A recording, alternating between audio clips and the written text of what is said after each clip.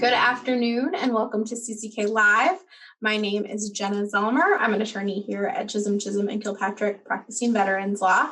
Joining me today are Kayla D'Onofrio and Rachel Foster, both of whom represent veterans before VA. And today we're going to be talking about the PTSD rating scale and trying to explain it a little bit. As always, please feel free to visit our website at cck-law.com. We have a lot of blog posts and other information on PTSD claims in general, and then the rating scale as well. So let's just give you a little bit of background before we get into how VA rates PTSD. So PTSD is post-traumatic stress disorder. It's one of the most common disabilities among veterans. It's a mental health condition that can occur in people who have experienced or witnessed a distressing, shocking, or otherwise traumatic event. So that kind of explains why it's one of the more common disabilities. Many veterans have come back from service having experienced these traumatic events. But the symptoms and severity of PTSD can vary from person to person. And so that is why VA has this rating scale that we're going to talk about in a second. But before we get into rating, we have to establish that a veteran is service connected for PTSD. So we have a lot of videos on how to establish service connection. So I'd encourage you to check those out on our website. But just as a brief refresher, you need a diagnosis of PTSD, and that needs to be given by a medical professional, either a therapist, a psychiatrist, or a general practitioner. You need a verified stressor event. So like I said, PTSD occurs in people who have experienced a traumatic event. And so that is often referred to in VA as a stressor. We have a video all about stressors. I would encourage you to check it out. And then finally, you need a medical nexus that determines that your stressor is the cause of your PTSD and that PTSD is related to service. So some common stressors would be combat exposure, fear of hostile military or terrorist activity, being a prisoner of war would count, experiencing a military sexual trauma or a car accident. I think those two are maybe the most surprising because it doesn't necessarily need to be something that you experience overseas or in a combat zone. It can be something that occurs to you while you're serving in the United States and even on base. So now that we've kind of given you a framework for service connection and common stressors, we're going to start talking a little bit about how VA rates PTSD once you establish service connection. So Kayla, can you talk a little bit about VA's rating criteria? So VA rates PTSD on what's called the general rating formula for mental disorders. And what that basically means is that PTSD is rated on the same scale as they rate really any other mental disorder that a veteran can be service connected for. So whether it's PTSD, major depressive disorder, generalized anxiety disorder, it's all going to be rated on the same scale. Generally speaking, the more severe the symptoms are, the higher the rating is going to be. And VA really uses this scale in looking at the social and the occupational impairment that the disability causes. So how it affects the veteran's ability to function in both social and occupational settings. This scale itself does go up incrementally. Again, the more severe the symptoms are, the higher the rating is going to be. And that scale ranges from 0 to 10 to 30 to 50 to 70, all the way up to 100%. And as you kind of go up that scale, the monetary value associated with those numbers does sort of get higher. So starting with the 0% rating, we're going to break down each of those different ratings and what's really entailed to get any one of them. So starting with the 0% rating, this basically means that VA has acknowledged that you have the diagnosis of PTSD and that the PTSD is related to your service. But the symptoms themselves aren't really severe enough to interfere with your ability to function in any social or occupational setting, or it doesn't require any continuous medication to regulate those symptoms. It's a 0% rating, which means that it's non-compensable, which means that you won't have any monetary value associated with it on a monthly basis. Having said that, getting a 0% rating can still be important. It can still open the door to other sort of benefits through VA, things like healthcare or treatment. And it can also make increasing your rating later down the line a little bit easier. You no longer have to worry about kind of meeting that threshold for service connection. You can really focus your evidence and your arguments and really everything geared towards VA to just getting that rating up on that scale. And then we're going to move on to the 10% rating. So at the 10%, those ratings do get a little bit more severe. Currently, the monthly compensation rate for the 10% rating is $144.14 per month. So at 10%, this is the lowest compensable rating. So it's the lowest rating that you can get while still getting paid on a monthly basis. And the symptoms for this really reflect that the symptoms are really minimal and they're well controlled.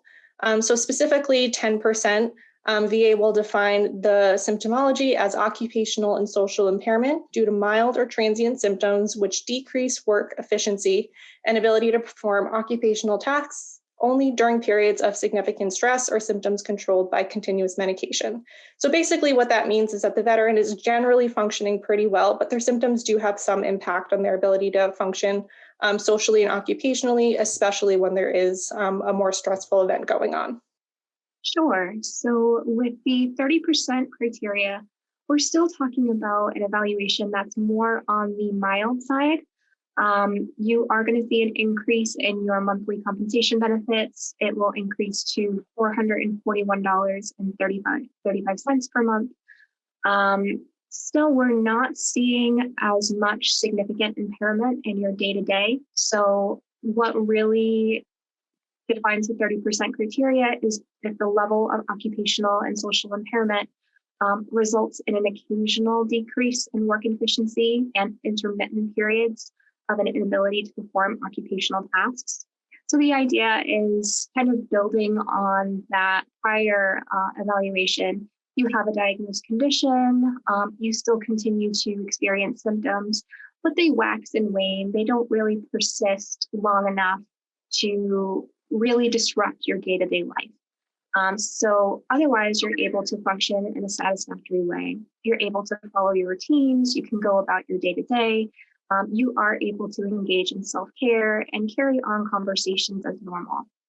So that's kind of the next highest and the more moderate level of impairment. You can already kind of see how the difference between 30 and 10 is a little nebulous. So I think you're gonna prove my point in a second when you talk about 50. Yeah, so with the 50% evaluation, we see those symptoms, a lot of overlap between the 30% and the 10%. We really see them start to significantly increase and cause more disruption in the day-to-day. So to reflect that level of impairment, we see the compensation on a monthly basis increases about $460 more. So if you're 50% rated for your PTSD, you're going to receive $905.04 per month. And the 50% rating criteria is marked by really an escalation in the frequency, duration, and severity of your PTSD symptoms that, as I mentioned, you see already from the lower evaluations. With this, you'll notice more cognitive deficits, and the things that we were talking about, 30%, where before you were able to carry on a conversation, now you're not able to do that any longer. It's marked by circumstantial or stereotype speech. There's general disruptions in how you're conversating with other people. You have more of a flattened affect. So essentially that means how you present yourself to other people. So you might be presenting more as blunted or not really expressive in general. You might be experiencing an increase in panic attacks, impaired memory, impaired ability to make sound decisions and choices.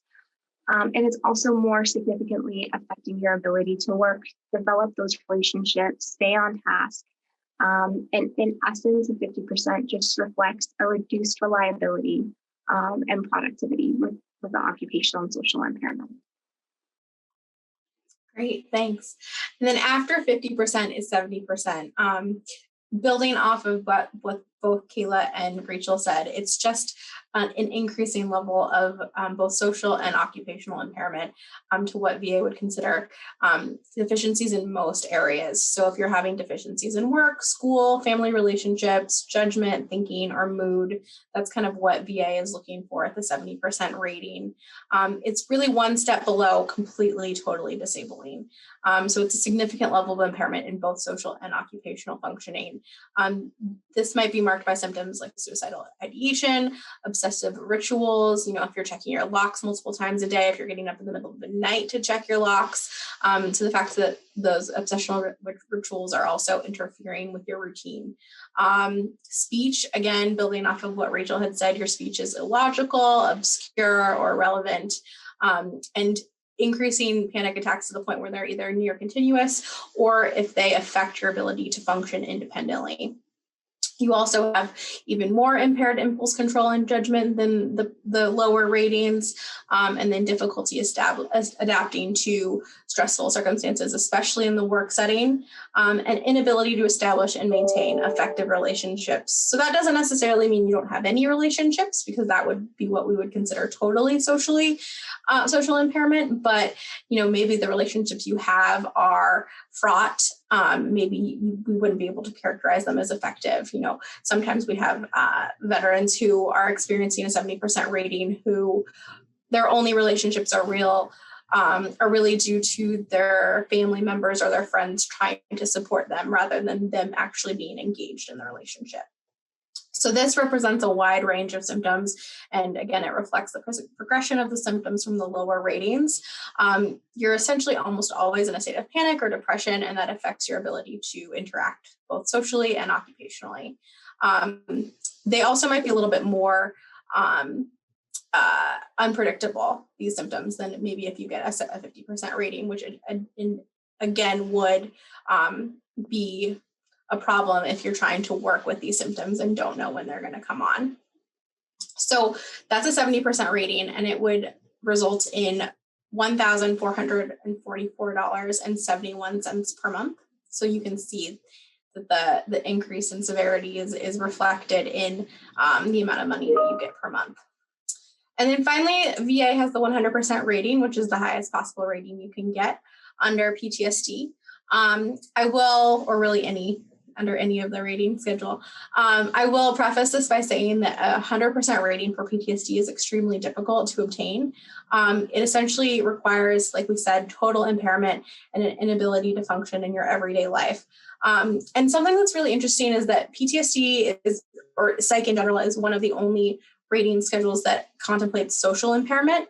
The whole purpose of the rating schedule generally is to compensate for occupational impairment and the amount that your service-connected disability, prevents you from working. And so, to require both total social and total occupational impairment is a little bit unique in this rating schedule. But to compensate for total social and occupational impairment, VA pays veterans at $3,146.42. So that's a big jump even from the 70%. And in order to get this rating, you're really looking for gross impairment in thought processes and communications, persistent delusions or hallucinations. So if you're seeing things, if you're hearing voices, if you have delusions that are not based in reality, grossly inappropriate behavior, a persistent danger of hurting yourself or hurting others. So that takes it from suicidal ideation, which is in 70% rating, to an actual suicide attempt or self-harm. So you can see that escalation there. And then an intermittent inability to perform the activities of your daily living, maintaining normal hygiene, things like that. So like I said, 100% rating is extremely difficult to obtain, but that doesn't necessarily mean that you can't get a total rating due to PTSD in other ways. And so, Kayla, maybe talk a little bit about what the alternative to getting 100% scheduler rating would be? Sure. So if you can show that the PTSD is severe enough to prevent you from working, even if it's not rated at the 100% rate, you may still qualify for getting what's called TDIU, or a total disability rating based on individual unemployability. And basically that benefit is to allow veterans to get that same rate as the 100% compensation per month, but they don't have to have that 100% rating on their combined disability rating or just for their PTSD alone. But again, you do have to show that the condition, either PTSD or a combination of your service-connected conditions, is what prevents you from working. Now, to qualify for TDIU, VA does have some what they call scheduler requirements for that in terms of the level of ratings themselves. So one way that you can get this scheduler requirement met is to have one service-connected disability that's rated at 60%. So if you have PTSD rated at 70%, you would qualify for it.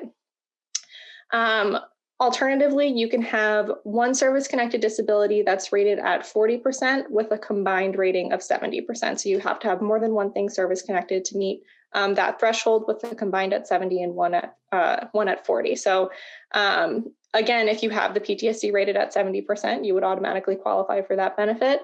But even if you don't meet these scheduler requirements, that doesn't mean that TDIU isn't available for you. VA can still grant TDIU on what's called an extra scheduler basis. It's a little bit more difficult to get it that way, but it's certainly not impossible. So just because you don't meet this rating criteria doesn't mean that you're not eligible for TDIU necessarily. Yeah, and I think we have a lot of videos and a lot of information on our website about TDIU. It's a really big topic of interest. And so hopefully that's not new to anybody, but it's just a reminder that even if you don't qualify for 100% scheduler, you can still get that $3,000, I have to remember the exact amount, $3,146.42. So it's the same amount of money, whether or not you get 100% scheduler rating or whether or not you get that TDIU rating. So Kayla, moving on, we just listed a lot of symptoms and a lot of, like I said, nebulous kind of distinctions between the ratings. Does the veteran have to show every single one of these symptoms, or kind of how does it work practically? No, they don't.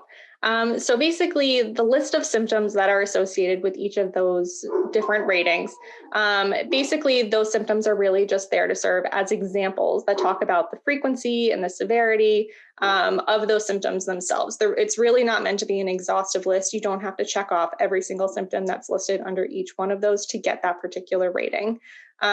Having said that, VA does mess that up pretty frequently. They do often deny the benefit because a veteran doesn't meet every single one of those different criteria. But you can still argue using some case law called Mauerhand v. Principi, which again just says that you don't have to have every single symptom that's listed there to get that rating. It's not an exhaustive list. Great. And so, for example, Rachel, if a veteran had, something in the 30% rating, like depressed mood or anxiety and mild memory loss, and then they also had, difficulty establishing and maintaining effective work relationships, or, suicidal ideation, which is in the 50% and the 70% rating, what does a veteran do in that situation? What should they ask for, and how should VA be rating that disability? So with VA, their standard of proof essentially is 50-50. So we see in service connection cases, if there's 50% of the evidence in favor of the claim, 50% against the claim, the benefit of the doubt is supposed to go to the veteran, and they should be successful at service connection. The same principle applies in increased rating evaluations. So in the scenario where you gave, where they have symptoms in the 30% evaluation and they have symptoms in the higher evaluation, and the evidence is relatively equal, VA should afford the veteran the benefit of the doubt and grant them that higher evaluation. Great, thanks. And I think one other thing to point out is that there's another case called Vasquez-Claudio v. Shinseki, and that kind of lays that out. It's not just about the symptoms that the veteran is experiencing, but really what it comes down to is what level of impairment they have, which, as we said, is really hard to judge whether or not somebody has, reduced reliability or just occasional deficiencies. What do those terms mean? And so it's really important for veterans to try to be as specific as possible about kind of how their symptoms affect their daily life, both socially and occupationally. So like I said, more information can be found on our website and our blog. Kayla or Rachel, do you have any closing thoughts before we sign off? The only thing I was going to say goes back to TDIU as an alternative if you don't otherwise meet that 100% for your PTSD condition. Even if you don't meet the scheduler criteria with that single at least at 60% and then the combined at 70%, as Kayla had explained, even if you're under that extra scheduler criteria, if you still feel that your PTSD warrants an increased evaluation, you can simultaneously ask for an increased evaluation for your PTSD as you're pursuing TDIU, because of course, there's a lot of overlap between the rating criteria and unemployability if we're talking about occupational social impairment and social impairment. So just wanted to throw that out there. You don't necessarily have to wait first for your rating to get up. You can work both simultaneously. And I would just add, there's obviously a lot of small distinguishing factors between each of these different ratings, and they can be kind of hard to pull apart on your own if you're not sure whether you meet the next rating or what evidence you might want to submit to try to show that you do meet the next higher rating. Seeking help from an accredited representative can always be extremely helpful, whether it's a veteran service organization, an attorney's office, an accredited claims agent. Someone can help you kind of parse out the details of those different ratings and, show you the way to kind of get the next higher rating from there. Great. I think that's a really good point too. Thank you guys. Thank you for joining us today. Please don't forget to follow us on social media for all of our latest updates and check out our video library on YouTube where you can find this video as well as lots of other helpful videos. Have a great day and we'll see you next week.